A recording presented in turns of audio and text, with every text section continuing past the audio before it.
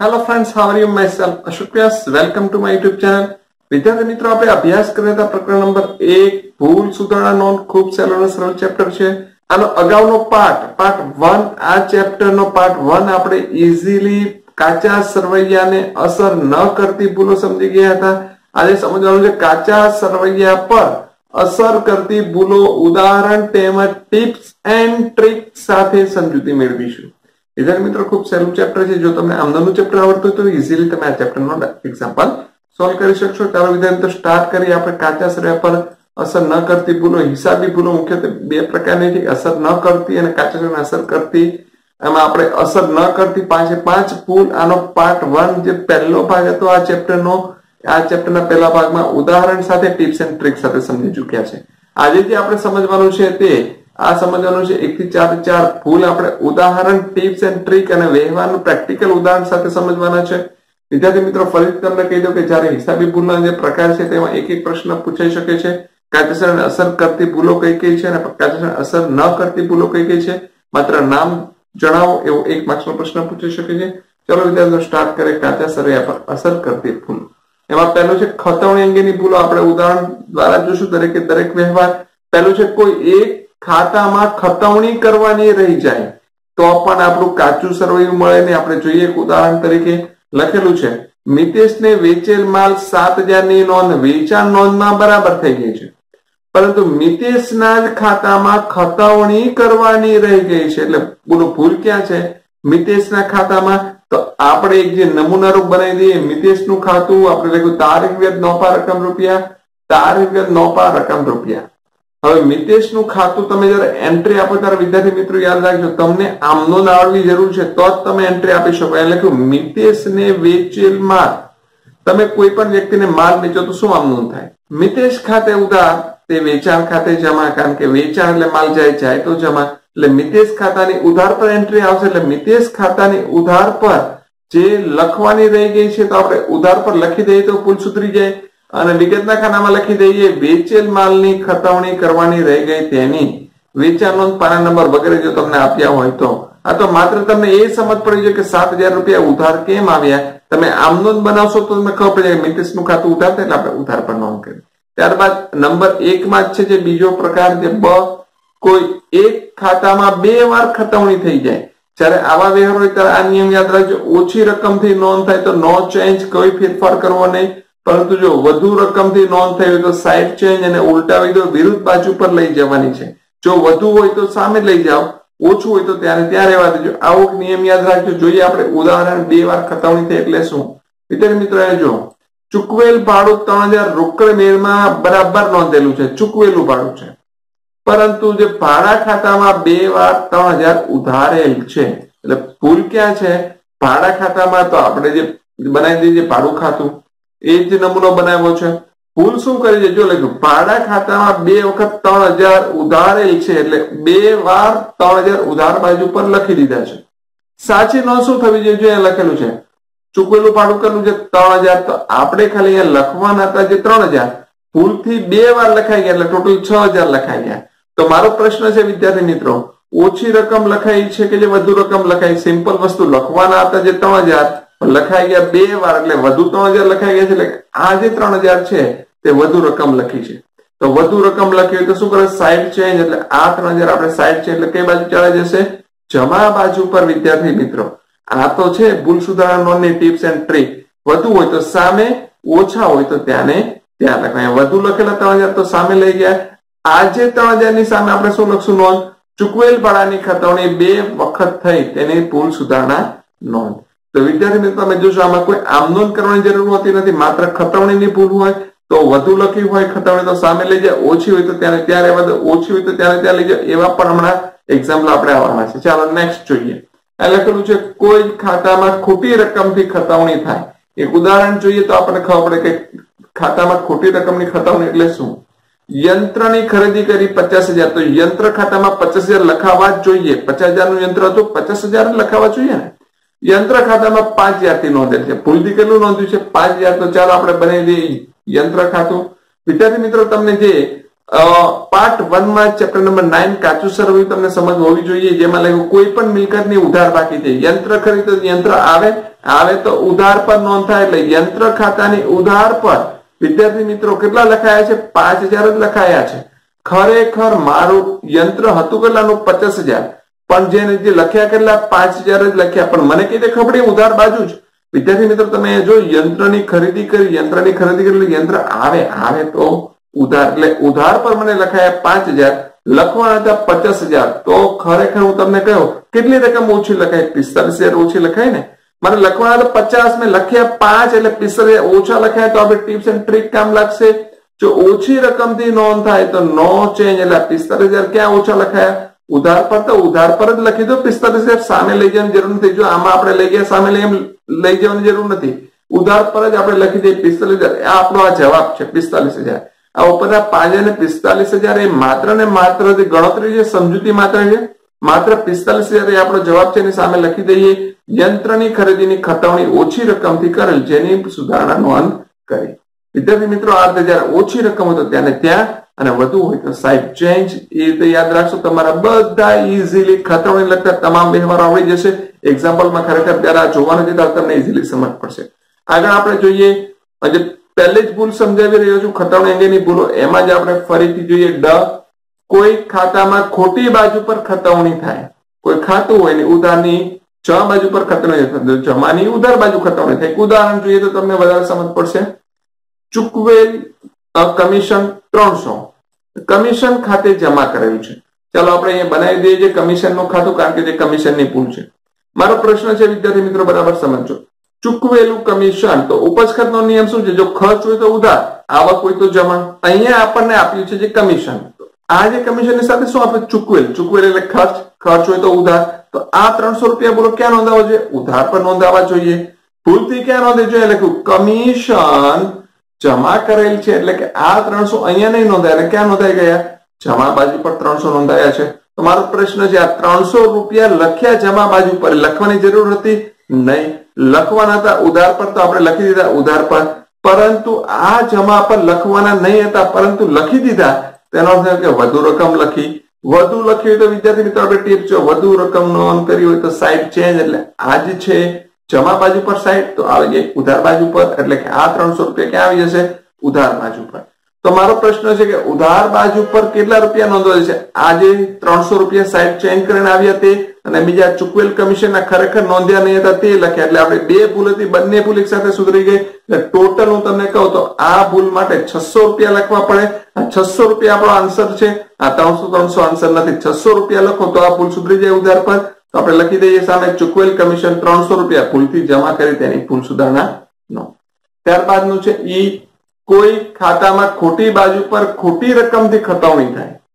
ખોટા ખાતામાં ખોટી બાજુ ખતવણી થાય. જો વિદ્યાર્થી મિત્રો ઉદાહરણ જોઈએ તો વધારે સમજ પડશે. આપણે જોઈએ લખ્યું છે ભાડાના ચૂકવેલ 10,000 રોકડ વ્યવહારમાં બરાબર નોંધેલા છે. ચાલો કઈ વાંધો નહીં, ભાડાની નોંધ રોકડમાં બરાબર થઈ ગઈ. પરંતુ જે ભાડા ખાતામાં જમા બાજુ 1,000 થી નોંધેલા છે, તો પહેલા આપણે બનાવી દઈએ જે ભાડા ખાતું. મારો પ્રશ્ન છે કે ક્યાં ભૂલ કરી? એને શું લખ્યું? જે ભાડા ખાતાની જમા બાજુ પર 1,000, તો આ રહ્યું જે ભાડા ખાતું અને આ રહ્યું જમા બાજુ, ત્યાં લખી દઈએ 1,000. સાચી નોંધ શું થાય? મને જો બરાબર વિદ્યાર્થી મિત્રો, જો ખર્ચ હોય તો ઉધાર, આવક હોય તો જમા. ઉપજ ખર્ચનો નિયમ છે, આપણે જોઈએ શું કરેલું છે. ભાડાના ચૂકવેલ શબ્દ છે અહીંયા આપેલો, ચૂકવેલ એટલે આપણો ખર્ચ કહેવાય. ખર્ચ હોય તો ઉધાર, એટલે 10,000 ખરેખર ક્યાં નોંધાવું જોઈએ? ભાડા ખાતાની ઉધાર બાજુ પર નોંધાવ. એટલે આપણે લખી દઈએ 10,000. હજુ પણ ભૂલ સુધરી નથી. ચાલો આ 10,000 લખવાના ભૂલાઈ ગયા, પરંતુ આ રકમ છે 1,000, જમા બાજુ લખવાની જરૂર હતી નહીં, તો ભૂલથી લખાઈ ગઈ છે. તેનો અર્થ 1,000 વધુ લખાઈ ગયા છે. વધુ લખ્યો તો વિદ્યાર્થી મિત્રો ઉપર જો વધુ રકમ હોય તો સાઈડ ચેન્જ, એટલે આ છે 1,000 જમા પર, સાઈડ ચેન્જ થાય એટલે કઈ બાજુ આવી જશે? ઉધાર પર. તો ટોટલ આ રીતે આપણે ઉપર જે કર્યું 300 હતા, 300 600 હતો. અહીંયા પણ કેટલી ભૂલ છે? 11,000 ની ભૂલ થઈ છે. એટલે 11,000 આપણે લખીએ ભાડા ખાતાને ઉધાર પર તો ભૂલ સુધરી જશે. પણ લખી દઈએ વિગતના ખાનામાં ચૂકવેલ ભાડાના 10,000 ભૂલથી જમા બાજુ પર 1,000 થી નોંધેલ છે, તેની ભૂલ સુધારણા નોંધ. અથવા તમે વિગતમાં કઈ નહીં લખો તો પણ ચાલશે, માત્ર આપણે આમનો અથવા સમજૂતી આવશે ત્યારે જોઈ લઈશું. તો તમને એ સમજવું જોઈએ કે ઉધાર પર કઈ રીતે 11,000 આવ્યા, એ સમજવું અગત્યનું છે. હવે આપણે જોઈએ આજે ભૂલ નંબર 2, જે ખાતાની બાકી અંગેની ભૂલો, એમાં જે પહેલો પ્રકાર છે ખાતાની બાકી શોધવામાં ભૂલ થાય. ચાલો આપણે જોઈએ એનું ઉદાહરણ મેં તૈયાર લખેલું છે. નંબર 1 લખ્યું છે ખરીદી ખાતાની ઉધાર બાકી 15,000 ને બદલે 5,000 લખી છે. તો આપણે પહેલા બનાવી દઈએ ખરીદ ખાતું. હવે ઉધાર બાકી હોય કે જમા બાકી, આપણે પાર્ટ 1 માં ચેપ્ટર નંબર 9 શીખી ગયા છે કાચું સર્વે. ખરીદી હંમેશા ઉધાર, વેચાણ હંમેશા જમા. એટલે અહીંયા જે છે સાચી નોંધ 15,000 એ ઉધાર પર લખાવો જોઈએ, પણ એના બદલે કેટલી લખી છે? 5,000 જ લખી. બોલો કેટલી લખી છે આપણે? 5,000. તો મારો પ્રશ્ન છે લખાવી જોઈએ 15,000, ખરેખર બાકી 15,000 હતી, ભૂલથી લખી છે 5,000. તો વધુ લખી કે ઓછી લખી? તમે જયારે ખતવણીના વ્યવહાર સોલ્વ કરતો ત્યારે આ જ વિચારો, આવું થિંકિંગ કરો. વધુ લખી કે ઓછી લખી? વધુ હોય તો સાઈડ ચેન અને ઓછી લખી તો ત્યાં ત્યાં. બસ એટલા સ્ટેપમાં વિચારશો, તમારા બધા વ્યવહાર ઇઝીલી સોલ્વ થઈ જવાના છે. તો અહીંયા 5,000 લખ્યા છે, 15,000 લખવાના હતા, એનો અર્થ કે 10,000 ઓછા લખ્યા છે. ઓછા લખ્યા હોય તો કોઈ ચેન્જ નહીં, એટલે ઉધાર પર ઓછા લખ્યા તો ઉધાર પર લખીએ તો 10,000. તો ઉપરનું જે રેડ કલર ના અક્ષર છે માત્ર ગણતરી છે, આપણો જવાબ નથી. આપણો જવાબ કેટલો છે? 10,000 લખશો એટલે ભૂલ સુધરી જશે. લખી બાકી ઓછી રકમથી સુધી તેની ભૂલ સુધારણા નોંધ. આ ઉપરાંત જે બીજું ઉદાહરણ પણ છે તે જ રીતે જો ખરીદ ખાતાની ઉધાર બાકી 15,000 ને બદલે 25,000 લખી હોય તો સાચી હોય 15,000, પણ ભૂલથી કેટલી લખાઈ ગઈ? 25,000. ફરીથી આપણે બનાવીએ જે ખરીદ ખાતું ઉધાર પર જ લખવાના. બોલો કેટલી લખી છે? કેટલી ભૂલ કરીને પકડી લો. 25,000 ભૂલ કરી છે તો આપણે લખી દઈએ 25,000. મારો પ્રશ્ન છે આપણે જે લખવાની કેટલી હતી? 15,000. ભૂલથી કેટલી લખી નાખી? 25,000. તો મેં કીધું એમ એ જ પ્રશ્ન કરવાનો, વધુ લખી કે ઓછી લખી? સાચી લખવાની 15,000, ભૂલથી લખી 25,000. એટલે અહીંયા હું કહું છું કે 10,000 વધારે લખી છે. કેટલી લખી છે? 10,000 વધારે લખી છે. જો વધુ લખી હોય તો અહીંયા લખ્યું વધુ લખ્યું તો સાઈડ ચેન્જ, એટલે આ છે 10,000 તે ઉધાર પરથી ક્યાં જશે? ડાયરેક્ટ જમા બાજુ પર. 10,000 તમે લખશો જમા બાજુ પર, એ આપણો જવાબ છે. આ 25,000 એ કોઈ આપણો જવાબ નથી. એટલે 10,000 પર ફોકસ કરવાનો અને એની સામે લખી દો બાકી વધારે રકમથી શોધી તેની ભૂલ સુધારવાનો. અહીંયા લખ્યું બાકી ઓછી રકમ, અહીંયા બાકી વધુ રકમથી શોધી. ત્યારબાદ જોઈએ આના આ જ પ્રકારમાં બ ખાતાની બાકી લખવાની ભૂલ. આવે જે કે ખાતું બનાવે બાકી લખવાની ભૂલ કઈ કઈ હોઈ શકે? યંત્ર ખાતાની શરૂની બાકી 1 લાખ ને બદલે 10,000 જ લખાય છે. યંત્ર ખાતાની કઈ બાકી હોય? ઉધાર બાકી હોય. તો ઉધાર પર બોલો કેટલી લખાય છે? 10,000. અહીં લખેલું છે જો વિદ્યાર્થી મિત્રો લખાય છે, પણ મારે લખવા નથી 1 લાખ. તો ફરીથી મેં તમને કીધું આ ચેપ્ટર હોય એમાં ખતવણીનો પ્રશ્ન હોય તો એક જ સ્ટેપમાં અનુસરો, બાકી વધુ લખાય કે ઓછી લખાય? લખવાના તો 1 લાખ, લખાય 10,000. તેનો મતલબ એવો છે કે તમારે 90,000 ઓછી લખાય. ઓછી લખાય તો નો ચેન્જીસ, ત્યાં ત્યાં લખી દો 90,000 રૂપિયા આપણો જવાબ છે. ઉપરના 10,000 અને જે 90,000 માત્ર ને માત્ર ગણતરીને સમજૂતી છે. આ 90,000 આપણો જવાબ છે, આપણે લખી દઈએ. શરૂની બાકી ઓછી રકમથી નોંધી તેની ભૂલ સુધારણા નોંધ. હવે ત્યારબાદ જોઈએ ક અને ખાતાની બાકી લખવાની જ રહી જાય. બહુ સિમ્પલ વસ્તુ છે. યંત્ર ખાતાની શરૂ બાકી 25,000 લખવાની રહી ગઈ છે. કઈ રીતે ભૂલ સુધારાય? ભાઈ લખવાનું રહી ગયું છે તો લખી દો ને. તમે લખી દો તો ભૂલ સુધરી જાય. તો એનો અર્થ એવો કે બોલો કઈ બાકી હોય? યંત્ર મિલકતની ઉધાર બાકી હોય. ઉધાર પર 25,000 લખી દો અને લખી દો કે શરૂઆતની બાકી લખવાની રહી ગઈ તેની ભૂલ સુધારણા નોંધ. તો આ રીતે જયારે લખવાની રહી ગઈ ત્યારે ઇઝીલી આપણે નેક્સ્ટ સ્ટેપ પર અથવા તમે ઇઝીલી આ વ્યવહાર સોલ્વ કરી શકો છો. તો આપણે જોઈએ ડ પર ખાતાની બાકી ખોટી બાજુ પર લખાય. ઉધારની જગ્યાએ જમા, જમાની જગ્યાએ ઉધાર. આવો એક વ્યવહાર આવી ગયો. ફરીથી આપણે જોઈએ છીએ લખ્યું છે દેવાદાર ભરતના ખાતાની બાકી 800 તેની જમા બાજુ પર લખેલું છે. વિદ્યાર્થી મિત્રો તમને ખબર હોય છે કે કોઈ પણ ધંધામાં દેવાદાર એટલે કે ગ્રાહકની હંમેશા ઉધાર બાકી હોય છે અને લેણદારની હંમેશા જમા બાકી હોય છે.